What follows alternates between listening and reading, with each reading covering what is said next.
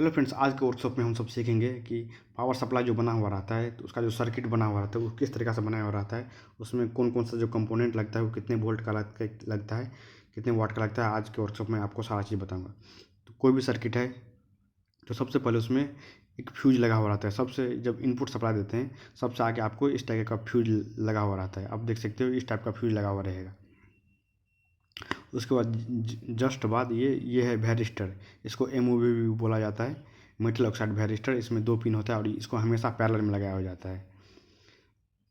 तो चलिए पहले इसे हम इसमें कनेक्ट कर देते हैं और इसके बाद मैं आपको इसके अगला जो कंपोनेंट है उसके बारे में भी बताऊंगा। और एक्चुअली में जो कैसे सर्किट कनेक्ट रहता है, एक्चुअली में कैसे सर्किट का कनेक्शन किया जाता है, मतलब एक्चुअली मेन सर्किट क्या होता है, वो आज मैं आपको सारा चीज़ क्लियर कर दूँगा।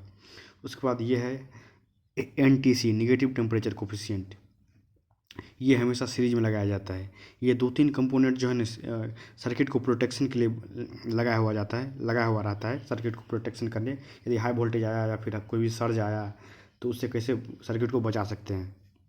ये जो अभी आप पीला कलर का वैरिस्टर देखे हो और ये जो ब्लैक कलर का NTC देखे हो, इस पे दोनों पे हम एक एक सिंगल सेपरेट वीडियो बना दिए हैं। यदि आपको देखना चाहते हो तो इस वीडियो को डिस्क्रिप्शन में उसका लिंक मिल जाएगा, आप वहाँ से जाकर देख सकते हो एक्चुअली में कैसे वर्क करता है, इसका काम क्या है। सारा चीज़ हम एक्सपेरिमेंट के साथ उस वीडियो में बताए हुए हैं। तो सबसे पहले हम फ्यूज लगा दिए, उसके बाद वैरिस्टर लगा दिए उसके पैरेलल में, और ये जो है NTC उसे हम सीरीज में लगा दिए हैं। अब हम एक वायर को कनेक्ट करेंगे क्योंकि हमें इसके बाद दूसरा कैपेसिटर को कनेक्ट करना है। तो हम क्या करेंगे, 2 वायर ले लिए पतला पतला वायर। वो मैं आपको सर्किट को कनेक्शन करके सारा सर्किट को कनेक्शन करने के बाद भी मैं आपको दिखाऊंगा और समझाऊंगा कि एक्चुअली इसका सर्किट का कनेक्शन कैसा है और ये कैसे वर्क करता है। तो यहाँ पर जो एक ये पॉइंट है वैरिस्टर का, जो एक पॉइंट है उसमें कनेक्ट कर देंगे, और इसका जो दूसरा पॉइंट है एक दूसरा वायर ले लेंगे और वैरिस्टर का दूसरे पॉइंट पे हम लगा देंगे। उसके बाद इसमें हम कैपेसिटर को कनेक्ट करेंगे।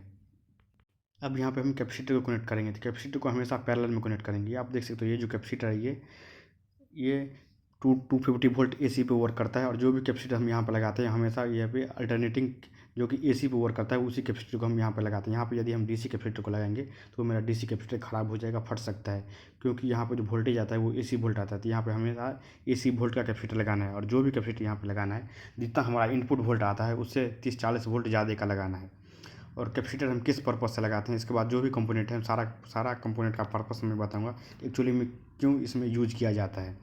तो कैपेसिटर को हम इसमें पैरेलल कनेक्ट कर देंगे, और पैरेलल कनेक्ट करने के बाद इसमें कैपेसिटर को पैरेलल में कनेक्शन करने के बाद हम यहाँ पर रिएक्टर को कनेक्ट करेंगे। ये जो रिएक्टर है वो आपको ट्रांसफार्मर की तरह दिख रहा होगा, लेकिन एक्चुअली में ये ट्रांसफार्मर नहीं है। आप इसे ट्रांसफार्मर की तरह यूज कर सकते हो, लेकिन ये ट्रांसफार्मर एज ए ट्रांसफार्मर यहाँ पर वर्क नहीं करता है। यहाँ पर आपको टोटल 2 कॉइल दिखेगा और दोनों आपस में सेपरेट रहता है, और दोनों जो है आपस में सेपरेट रहता है, और दोनों को सीरीज में इस तरीक़े से लगाया हुआ रहता है। यहाँ पे इस तरीक़े से लगा देंगे और इसका जो दूसरा एंड है दूसरी तरफ निकलेगा, वहाँ पर रेक्टिफायर में लगेगा। तो आपको हम इस तरीक़े से इसे पैरेलली कनेक्ट कर देना है कैपेसिटर। और ये जो रिएक्टर है ये फिल्टर का काम करता है। जो भी हार्मोनिक आता है यहाँ पे हाई सर्ज आता है उसे ये रिमूव कर देता है, जिससे सर्किट पर कोई इफेक्ट नहीं पड़ता है। कैपेसिटर और रिएक्टर इसी दोनों काम के लिए इसमें लगाया जाता है।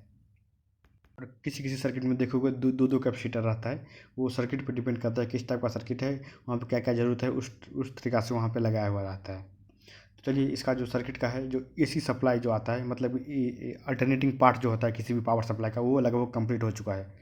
और ये है रेक्टिफायर। हम 4 डॉट को मिला के हम यहाँ पे एक रेक्टिफायर बनाए हैं, या फिर एक ये जो आप छोटा सा देख रहे हो पतला सा ये भी रेक्टिफायर है जो कि बना बनाया आता है। इसके अंदर 4 डायोड इस तरीक़ा से लगा हुआ रहता है।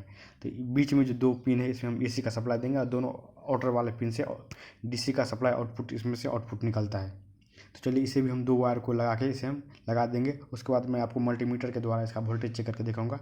उसके बाद हम पूरे इसके सर्किट के बारे में स्टार्टिंग से बताऊंगा, इसके नज़दीक ले जाके पूरे सर्किट के बारे में मैं आपको बताऊंगा।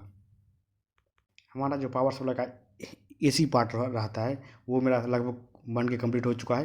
तो चलिए अब हम इसमें पावर सप्लाई देंगे, 220 वोल्ट का इसमें पावर सप्लाई देंगे। उसके बाद मैं आपको इसका सर्किट दिखाता हूँ एक्चुअली में कैसे वर्क करता है। तो इसमें हम इनपुट के लिए वायर को जोड़ दिए, मल्टीमीटर के द्वारा मैं आपको इसका वोल्टेज चेक कराऊंगा। उससे पहले हम इसमें 220 वोल्ट का सप्लाई दे देते हैं। इसमें हम सप्लाई दे चुके हैं। अब इसका वोल्टेज आप चेक करना है। यहाँ पे अल्टरनेटिंग करंट 241 वोल्ट आ रहा है, AC 240 वोल्ट आ रहा है। इसके यहाँ पे भी आप देखो 241 वोल्ट आएगा। यहाँ पे आप लास्ट तक देखोगे तो 241 के वोल्ट के आसपास ही आएगा। यहाँ पर थोड़ा सा ड्रॉप हो सकता है, वो डिपेंड करता है कंपोनेंट के हिसाब से। यहाँ पे आप देख सकते हो AC वोल्ट यहाँ तक आ रहा है। उसके बाद रेक्टिफायर के बाद यहाँ पर DC वोल्टेज आएगा, लेकिन पहले मैं आपको इसका AC वोल्टेज चेक करता हूँ। इसके आउटपुट में, इसका आउटपुट में 45 वोल्ट AC आ रहा था। वो क्यों आ रहा था वो भी अभी मैं आगे बताऊँगा। तो अब मैं आपको इसका DC चेक करके दिखाता हूँ। इसका जो आउटपुट वोल्ट आ रहा है रेक्टिफायर का 219 वोल्ट आ रहा है। अब मैं आपको इसका अल्टरनेटिंग वोल्टेज दिखाता हूँ। यहाँ पे अल्टरनेटिंग वोल्टेज या AC वोल्टेज 34 आ रहा है। मतलब कि ये जो DC तो कर रहा है ये रेक्टिफायर, लेकिन प्योर DC नहीं हो पा रहा है, जिसके कारण इसके आउटपुट में थोड़ा सा AC वोल्टेज आ रहा है। तो इसको प्योर DC करने के लिए यहाँ पे इस टाइप का DC रेक्टिफायर लगाया जाता है।